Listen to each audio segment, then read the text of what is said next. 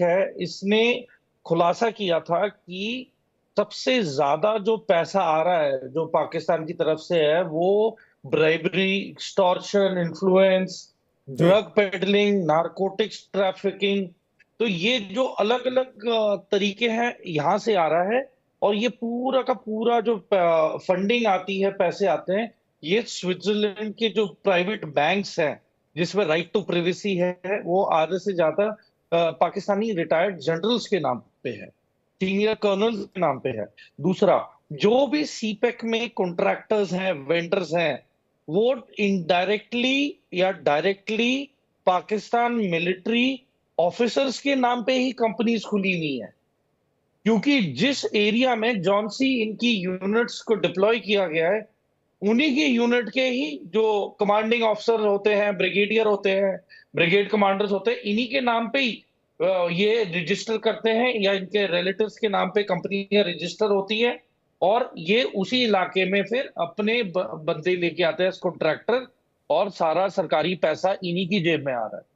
तो देखिए, जो मर्जी कर लीजिए आप, या तो कान सीधे हाथ पकड़े या उल्टे हाथ पकड़े, पैसा एक ही जगह जा रहा है, वो हम्म। है पाकिस्तान आर्मी के पास। और बदले में पाकिस्तान आर्मी ये सारा का सारा पैसा फॉरेन के बैंक्स में पार्क कर रही है, उनको वहां पे सेफ हेवन प्रोवाइड करके रखा है इन पैसों को। और पाकिस्तान की इकोनॉमी अब ना के बराबर है, क्रैश हो चुकी है। तो देखिए कि जब खुद के ही मुल्क के जो सके ना हो सके, जो रक्षक ही बने भक्षक वाली बात हो गई। तो अब आप बताइए कि कितनी देर और कितने आगे साल तक ये पाकिस्तान मिलिट्री कब तक होल्ड करेगी।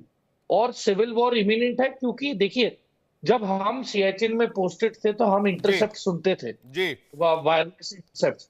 तो उसमें इनकी तनख्वाहें, जो इनके वारंट अफसर हैं, जेसीओ साहिबान जी। हैं, इनकी तनख्वाहें नहीं समय पे आती। इनके हाँ। जवान छुट्टियों के लिए तरस जाते हैं, इनके पास मैन पावर पूरी नहीं हो पाती है। बल्कि वहां पे जब ये डिप्लॉय होते थे तो इनके पास कोई क्लोथिंग नहीं होती थी, ये जी। अपने पूछ और जो इनके जो शॉल हैं जो बनते हैं, तो पश्मीना शॉल वगैरह वही ओढ़ के, और ट्रैक सूट्स भी रहते थे। इनके पास कोई प्रॉपर वर्दी में नहीं रहते थे पूरे हम्म। टाइम। तो हम इन्हें ऑब्जर्व करते रहते थे, तो इनकी इंटेग्रल हालत पहली बहुत खराब थी। और हम्म। मुझे लग रहा है कि the fall of Pakistan army is totally because of their failed officers and leadership. एक नाम है नूर वली महसूद, कर्नल दिनेश नैन। इसके बाद मैं मिर्जा साहब आपके पास आ रहा हूं। ये जो नूर वली मसूद है ना, मैं सुना है कि भाई इनका नाम जैसे ही मुनीर साहब को पता चलता है, मुनीर साहब सारा काम वाम छोड़ के खुद को हाउस अरेस्ट कर लेते हैं, खुद ही घर में बंद हो जाते हैं, और अब बाहर सिक्योरिटी 7 लेयर 5 लेयर की सिक्योरिटी बढ़ा दी जाती है। जैसे ही पता चलता है कि भाई नूर वली मसूद आपका जिक्र कर रहा था, तो भाई नूर वली मसूद है कौन? टीटीपी का जो मेन लीडर है, जो टीटीपी लीड कर रहा है, वो नूर वली मसूद है। अब नूर वली मसूद जैसे ही चर्चा करता है कि भाई मुनीर साहब आजकल कहां हैं, क्या कर रहे हैं, तो मुनीर साहब ऐसे परेशान होते हैं, भाई हमारा नाम क्यों ले रहा है, क्या करने वाला है वो। और मैंने सुना है कि भाई कमरे उमरे में बंद हो जाते हैं और सिक्योरिटी बढ़ा दी जाती है, कॉन्वॉय में 10 गाड़ियां और जोड़ दी जाती है, 50 सैनिक और भर दिए जाते हैं कि भाई हमला हो तो तुम पे हो, कम से कम मैं बच जाऊं। ये नूर वली मसूद से मुनीर इतना खौफ क्यों खाता है दिनेश नैन सर? खौफ तो खाएगा ना विवेक, क्योंकि टीटीपी ने अभी तो इनको अल्टीमेटम देना शुरू कर ही दिया है कि उनकी मेन लड़ाई जो है वो आर्मी के साथ है, और आर्मी का जो बिजनेस है उसके खिलाफ। जी। अब देखा जाए तो ये पाकिस्तान के अंदर से काफी कुछ सफाया करने के मूड में है। अब पाकिस्तान की जो जनता है, पहले देखिए विवेक, थोड़ा बहुत सोचती थी कि शायद उनकी सेना ही सब कुछ है, जो उनकी रक्षक है, बहुत इज्जत किया करते थे ये लोग। लेकिन पिछले साल 9 मई का हादसा जो हुआ, चाहे वो एक पॉलिटिकल पार्टी के कुछ कार्यकर्ताओं ने किया हो या किन और बाकी लोग उसमें शामिल हो, लेकिन एक बात तो निकल के सामने जरूर आई है कि पाकिस्तान की जनता अब अपनी सेना पर भरोसा बिल्कुल नहीं करती। उनके सामने इनके काले चिट्टे सब खुल चुके हैं। देखिए, अभी जैसे कि मेजर तूर बता रहे थे कि सीपेक के अंदर भी, तो CPEC China Pakistan economic corridor जो प्राधिकरण है, जो इसका संगठन है, इसका अध्यक्ष है कौन? उसके अध्यक्ष का नाम है लेफ्टिनेंट जनरल सेवानिवृत्त यानी रिटायर्ड अजीम सलीम बाजवा साहब है, अली सलीम बाजवा साहब है इसके इंचार्ज। तो यानी अगर वो इंचार्ज है तो कॉन्ट्रैक्ट किसके पास जाएंगे, कट किसके पास से आएगा, और इनके महल कहां बनेंगे। और इसी बात से तंग होकर के देखिए चाइना ने यहां फंड देना बंद कर दिया, 30 से 35 बिलियन डॉलर तक लगाया और हाथ पीछे खींच लिए।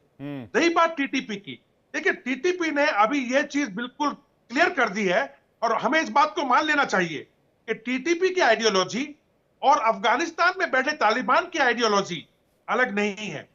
इनमें दो सिमिलरिटी है। पहली सिमिलरिटी तो यह है कि जैसे कि जो तालिबान अपना अफगानिस्तान में बैठा है, उसको अपने अफगानिस्तान देश से ही मतलब है, उसके अंदर ही वो शरीयत लॉ चाहता है, वो कानून चाहता है, उसको बाकी दुनिया में इसको फैलाना है या कुछ करना है, कोई मकसद नहीं।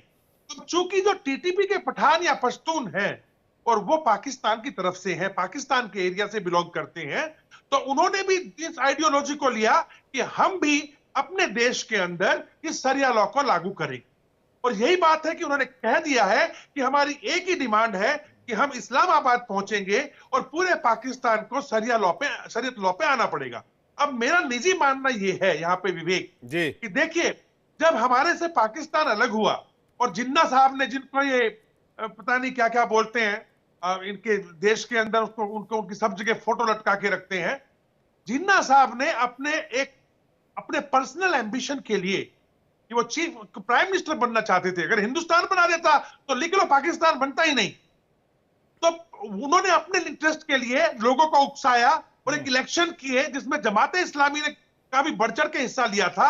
लेकिन बात पते की यह है कि जिन लोगों ने डिमांड की थी जिन्ना के भड़काने पे कि हमें पाकिस्तान चाहिए, यानी वो एरिया चाहिए जो मुसलमानों के लिए हो, वो ज्यादातर मुसलमान यूपी और बिहार से थे, उनमें से कोई नहीं गया, बहुत कम लोग गए। तो ये जो पंजाब का बंटवारा कर दिया गया और जो बाकी वहां पे जो सिंध का एरिया रह गया, दोनों को इन्होंने घेर लिया और बलूचिस्तान पे कब्जा कर लिया। ये कैसा पाकिस्तान बना? या इलाहे इल्लल्लाह मोहम्मदुर रसूलुल्लाह, मैं बार बार कहता हूं, इन लोगों का कहना है कि इस कलमे का नाम है पाकिस्तान। तो अगर इस कलमे का नाम पाकिस्तान है तो मैं मिर्जा साहब से भी ये पूछना चाहूंगा कि आप बताएं कि क्यों नहीं पाकिस्तान जो है शरीयत लॉ को कबूलता है, फिर क्यों ये टीटीपी से लड़ रहे हैं? क्यों नहीं इनको मुसलमानों के अंदर जाकर के और कहना चाहिए कि हां, हम मुसलमान हैं और हमारे पास न्यूक्लियर बॉम्ब है, हम पूरे मुस्लिम देशों को साथ में रिप्रेजेंट कर सकते हैं और शरीयत लॉ को हम कुरान के मुताबिक मानने को तैयार हैं। फिर यहां पे आकर के ये लोग दाएं बाएं की बातें करते हैं, तो इनका कोई ईमान नहीं, इनका कोई आइडेंटिटी नहीं। इस पर मैं मिर्जा साहब का रिएक्शन लूंगा, लेकिन बार बार मैं ये क्यों कह रहा हूं, मिर्जा साहब भी कह रहे हैं कि भाई लाला की दुकानदारी हो गई है। Global fire power military strength ने हाल ही में दुनिया की ताकतवर सेनाओं की लिस्ट जारी की। 2024 में दुनिया की सैन्य शक्तियों में टॉप पर अमेरिका है, इसके बाद रूस और चीन का नंबर है, भारत को 4th स्थान मिला इस लिस्ट में, पाकिस्तान ने भी टॉप 10 में जगह बनाई। कमाल की बात यह है, और पाकिस्तान आर्मी दुनिया की 9वीं सबसे ताकतवर सेना है।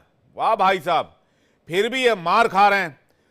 3700 से ज्यादा टैंक हैं, 1400 से ज्यादा विमान है,